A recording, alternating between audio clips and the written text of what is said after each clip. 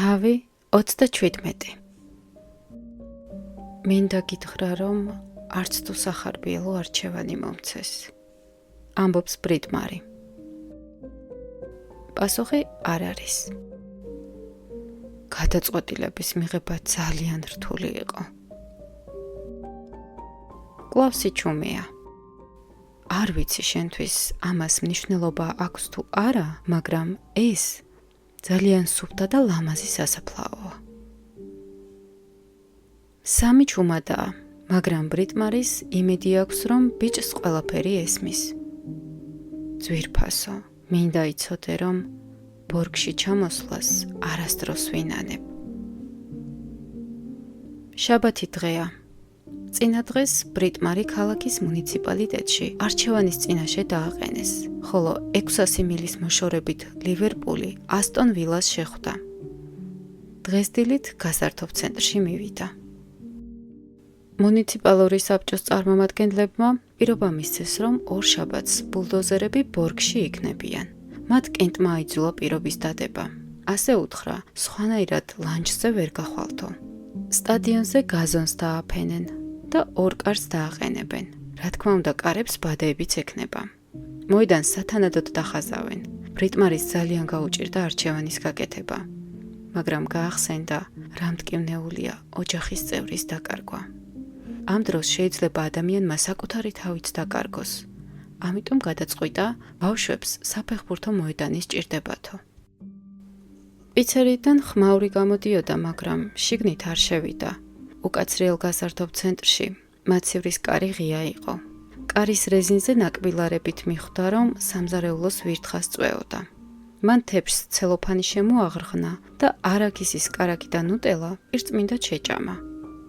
უკანა გზაზე სოდიან კოლოფს დაეჯახა და გადააბრუნა. იატაკზე 2 კვალი იყო. ჩანს, ვირთხას პაემანი ჰქონია. ბრიტმარი კარგახან სიჯდა სკამზე. კალთაში პირსახოცი ედო. მერე სახე შეიმშრალა, სამზარეულო გამოგავა, გატეხილ ყავის აპარატს ხელი მოუთათუნა და შეხედა კედელზე ჩამოკიდებულ რუკას, რომელზეც ზუსტად იყო აღნიშნული მისი ადგილმდებარეობა. კარზე რომ დაუკაკუნეს, არ გაჰკვირვებია. ეს სოციალური სამსახურის თანამშრომელი გოგონა აღმოჩნდა. გამარჯობა. იმედია ხელი არ შეგიშალეთ. დავინახე რომ შუქი გენთოთ და გასაღების წასაღებად მოვედი. ჩურჩულით თქვა ბრიტმარიმ, თითქოს სხვის სახლში შემოიპარაო და გოგონას გასაღები გაუწოდა, მაგრამ მან არ გამოართვა, ოთახი მოათვალიერა და თბილად გაუღიმა. რა კარგად მოწყობილ ხართ. ვიცი რომ ომარსა და ვეგას აქაურობა ძალიან უყვართ. მინდოდა თქვენს წასვლამდე გასართობი ცენტრი მენახა. ასე ბავშვებს უკეთ გავიცნობ. აღელვებულმა ბრიტმარიმ ჯერ ჩანთაში ამოწმა, ხომ ყველაფერი ჩავაწყეო. მერე სამზარეულოსა და სააბაზანოში შეიხედა. შუქი ჩართული არ დამრჩესო. გოგონასთვის რაღაცის თქმა უნდოდა, მაგრამ საღიაზრი კარნახობდა ენა ჩაიგდეო. რა სიტყოდით, ვინმეს რომ შემოეთავაზებინა, ბავშვებს მე მოვუვლიო. აი, ეს კითხვა აწვალებდა და ხმის ამოღებას ვერ ბედავდა. იცოდა სისულელეს აკეთებდა, მაგრამ ბოლოს ვეღარ მოითმინა.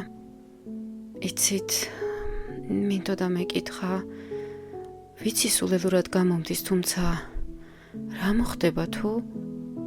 სიტყვის დასრულება ვეღარ მოასწრო, რადგან ღია კარში გომბეშოს მშობლები შემოვიდნენ. ფეხმძიმე ქალს მუცელზე ედო ხელები, ხოლო კარლს თავისი კეპი ეჭირა. ბავშვები თქვენ ყავთ? კითხა მან სოციალურ მუშაკს. ქალმა ქმარს იდაყვი წაჰკრა და გოგონას მიუბრუნდა. გამარჯობა, მე სონია მქვია. ეს კი კარლია. ჩვენ ვეგასა და ომარის თანაგუნდელის, პატრიკის მშობლები ვართ. გოგონამ პირი დააღო, მაგრამ კარლმა აღარაცალა. ომარი და ვეგა ჩვენთან იცხოვრებენ. მე და სონია არაფერს მოვაკლებთ. ბავშვებს ბორგიდან ვერ წაიყვანთ. სონიამ ბრიტმარის გახედა. მივიდა და გაუფრთხილებლად ჩაეხუტა. ბრიტმარიმ ჩაიბურტყუნა, ხელები სველი მაქვსო, მაგრამ ქალი არ მოეშვა. სოციალურმა მუშაკმა მხიარულად გაიცინა. ბენის დედამ და დინოს ბიძამაც იგივე მითხრეს. კართან ვიღაცამ ჩაახველა. უკაცრავად, ეგ ბავშვები ჩემთან იცხოვრებენ. უცნობი აშკარად საბრძოლო განწყობაზე იყო. მან ღობეზე გადაკიდებული თეთრი მაისურისკენ გაიშვირა ხელი. იქვე ეწყო სანთლები, რომლებსაც ყოველდილით ანთებდნენ. რა ქვია იმას, ბავშვებს სოფელი სჭირდებათ, ბორგით სოფელია. სონიამ უხალისოდ გაუშვა ხელი ბრიტმარის, როგორც საჰაერო ბუშტს, რომელიც უშენოდ უსათუოდ ცაში აფრინდება. კარლმა მაგრად ჩაფხუჯა კეპი. ქალბატონო, ბავშვებს ვერ გაგატანთ, ვინ იცის ვისთან მოხვდებიან? ვაიდო, ჩელსის გულშემატკივრებმა იშვილონ. ამასობაში ბრიტმარიმ გასართობი ცენტრის გასაღები მაგიდაზე დადო და ჩუმად გამოიპარა.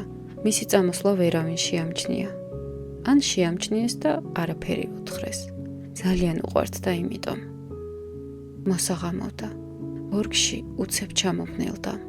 თითქოს წვდიადმა სინათლეს ლეიკოპლასტირი გადააკრაო. ბრიტმარის სამი საფლავის ქვას ადებს თავს. ძვირფასო. ბორგში ჩამოსვლას არასდროს ვინანებ. ორშაბათს ქალაქიდან ბულდოზერები ჩამოვლენ.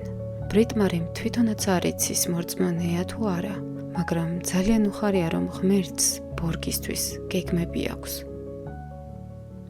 მოხრეშილ გზაზე მისეირნობს და კაბაზე ბალახის მწვანე ლაქები ეტყობა. ღობეზე თეთრი მაისური კიდია. მიწაზე ანთებული სანთლები აწყვია. გასართობ ცენტრში ტელევიზორი ციმციმებს. მის წინ ბავშვების ხედან. ბრიტმარის მათთან შესვლა უნდა, მაგრამ ხვდება რომ ჯობს თავი შეიკავოს. ყველასთვის ასე აჯობებს. ავტოსადგომზე ორი ვეებერთელა სატვირთო მანქანა დგას ანთებული ფარებით. კეპიანი წოროსნები ზემოთქვემოთ დარბიან, ხვნეშიან, ყვირიან და ერთმანეთს ხელს კრავენ. ბრიტმარი კარგახნის შემდეგ ხვდება, რომ ისინი ფეხბურთს თამაშობენ. გზას აგრძელებს და პატარა სახლის წინ ჩერდება. სახლს ასეთივე პატარა ბაღი აკრავს გარს. ეზოში არც პოლიციის მანქანა დგას და არც ფანჯრებში ანთია შუქი. ბრიტმარი რწმუნდება სვენი შინ არ არისო. ეხაკრებით ეპარება კარს და აკაკუნებს. ეს ცხოვრებაში ერთხელ მაინც უნდა გაეკეთებინა. მერე სწრაფი ნაბიჯით მიდის ბანკის სახლისკენ. გაზონი აღარ ყარს. აბრა წარწერით იყიდება, აღებულია. სამზარეულოდან შემწვარი კვერცხის სუნი გამოდის. ძაღლს კორიდორში სძინავს. ბანკის სასტუმრო ოთახში ზის და ცხვირი ტელევიზორზე აქვს მიდებული. ბრიტმარის სურს გააფრთხილოს, მხედველობა გაგიფუჭდებათო, მაგრამ ენას კბილს აჭერს და ეკითხება. ვინ თამაშობს? ასტონ ვილა და ლივერპული. ასტონ ვილა 2-0 იგებს. მე ალბათ ბავშვობივით ლივერპულისკენ უნდა ვიყო, ხომ? შეიშალეთ? მე ასტონ ვილას გულშემატკივარი ვარ. რატომ? ბრიტმარი პირველად ხედავს, რომ ბანკი ტელევიზორში ფეხბურთს უყურებდეს. მოღუშული ბანკი ცოტა ხანს ფიქრობს. იმიტომ, რომ ასტონ ვილას სხვა არავინ გულშემატკივრობს. თანაც ძალიან ლამაზი ფორმები აქვთ. ამბობს ბოლოს. ბრიტმარის აზრით, მეორე არგუმენტი უფრო დამაჯერებელია. კვერცხი მირთვით თუ გშიათ. ბანკი ქილიდან ლუდს წრუპავს. ბრიტმარი უარის ნიშნად თავს აქნევს და ჩანთას უჭერს ხელს. ცოტა ხანში კენტი გამომივლის და სახლში წამიყვანს. ის თავის მანქანაში ჩაჯდება, მე ჩემში. ოღონდ წინ გამიწყვება, რადგან სიბნელეში მანქანის ტარება არ მიყვარს. ბანკი ლანძღვაგინებით დგება ფეხზე. თითქოს სავარძლის ბრალი იყოს, რომ ადამიანები ბერდებიან და სტუმარს ჩანთებისა და ყვავილის ქოთნების ჩამოტანაში ეხმარება. სამაგიეროდ ბრიტმარი ჭურჭელს რეცხავს. სამზარეულოს გვის, დანაჩანგალს წესისამებრ აწყობს უჯრაში და ძაღლს ყურებს ფხანს. ტელევიზორში კომენტატორი ღრიალებს. ბანკის სასტუმრო ოთახში შერბის და ცოტა ხანში დაღვრემილი გამოდის. ლივერპულმა გაიტანა და ანგარიში 2-1 გახდა. ბრიტმარი სახლში ბოლო შემოვლას აკეთებს. ფარდებსა და ხალიჩებს ასწორებს და სამზარეულოში შედის. არ იფიქროთ თქვენ საქმეში ცხვირს ვყოფდე, მაგრამ გაზონიდან აბრა აგიღიათ და მინდა სახლის გაყიდვა მოგილოცოთ. ბანკს წარეთ ეღიმება. ხუმრობთ, ბორგში სახლს ვინ იყიდდა? ბრიტმარი კაბას ისწორებს. აბრა ვეღარ დავინახე და ვიფიქრე ბორგში ცოტა ხანს კიდევ დავრჩები მეთქი. მამა ჩემს უნდა ველაპარაკო. კიდევ კარგი მკვდარია და ყოველ სიტყვაზე პირში აღარ ჩამეჩრება. ბრიტმარი ფიქრობს, მივალ და მხარზე ხელს მოუთათუნებო, მაგრამ თავს იკავებს. მით უმეტეს ბანკს ჯოხიც იქვე აქვს. კარზე აკაკუნებენ. ბანკი კორიდორში გადის და მაშინვე უკან ბრუნდება, რადგან ზუსტად იცის, ვინ დგას გარეთ. ბრიტმარი უკანასკნელად ათვალიერებს სამზარეულოს, ჭუჭყიანი კედლისკენ იშვერს ხელს. მაგრამ არ ეხება. კედლების გასაწმენდად დრო ვეღარ გამონახა. საამისოდ ბორგში დიდი ხნით დარჩენა მოუწევს. მერე კარს აღებს. კენტი მის დანახვაზე შვებით იღიმება. აბა, სად ხარ? შიშით ეკითხება ცოლს. თითქოს ეშინია არ გადაიფიქროსო. ბრიტმარი თავს უქნევს და ჩანთას იღებს. ტელევიზორში კომენტატორი ბღავის. წამოდი, თორემ საცობში გავიჭედებით. ეხვეწება კენტი ბრიტმარის, მაგრამ ის უკვე სასტუმრო ოთახშია. რა მოხდა? ეკითხება ბანკს. ლივერპულმა ანგარიში გაათანაბრა. იღრინება ქალი და უშვერად აგინებს წითელმაისურიან ბიჭს, რომელიც სტადიონზე დარბის და ისე ღრიალებს სახეულ ურჭდება. 2-2-ია ამის დედაც. ბანკი მუშტს ურტყამს სავარძელს, თითქოს ასტონ ვილას წარუმატებლობა მისი ბრალი იყოს. ბრიტმარი კარისკენ მიდის. იქ BMW დგას. კენტი აჩქარებს ფეხი გამოადგიო, მაგრამ ამ ხალაქალი ქუჩაში ბოროტმოქმედებით ხომ არ გამოიქცევა.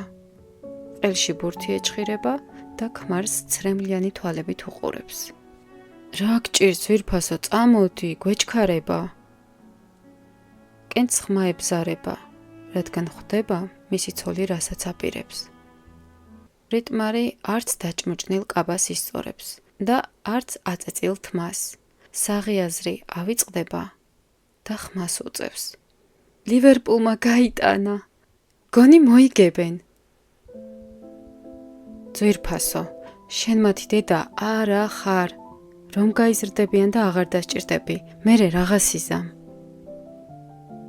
ბრიტმარი ჯიუტად აქნევს თავს, რადგან კლდიდან გადასახტომად მზად არის. არ ვიცი, წარმოდგენა არა მაქვს მერე რას ვიზამ. კენტი თვალებს ხუჭავს. წამით ისევ სადარბაზოში გარინდულ პატარა ბიჭს ემსგავსება და ჩურჩულებს. ბრიტმარი, ამაღამ გომბეშოს მშობლებთან დავრჩები. დილამდე დაგელოდები და მერე სახლში მარტო წავალ. ცდილობს დამაჯერებლად ილაპარაკოს, მაგრამ ხვდება, რომ ეს ქალი საბოლოოდ დაკარგა. ომარი და ვეგა შორიდანვე ამჩნევენ მათკენ მომავალ ბრიტმარის. ლივერპულმა გაიტანა, გონი მოუგებენ იმ, რა ქვია, ვილა რაღაცას. ბრიტმარი წელში მოხრილი გოშინებს. თავბრო ეხვევა, ლამის წაიქცეს. ვაი, სირცხვილო, ალბათ მეზობლებს ნარკოტიკებით გაბრუებული ჰგონიათ. ჰო, ჟერარდმა გაიტანა, თვალებზე შევატყო, რომ აუცილებლად გავიმარჯვებთ. ჭყივის ომარი, ბრიტმარი მძიმედ სუნთქავს. კი, მაგრამ ამ შუაღამისას ქუჩაში რას აკეთებთ? ჯიბეებში ხელებს ჩაწყობილი ვეგა ჩუმად უყურებს. სახეზე აწერია ასეთი შტერიც არ მეგონეო. თქვენთან ერთად უნდა ვუყუროთ, როგორ შემოაბრუნებს თამაშს ლივერპული. ლივერპული ვერ იგებს. მატჩი ფრედ მთავრდება. ამას არავითარ მნიშვნელობა არ აქვს და ამასთანავე ძალიან მნიშვნელოვანია.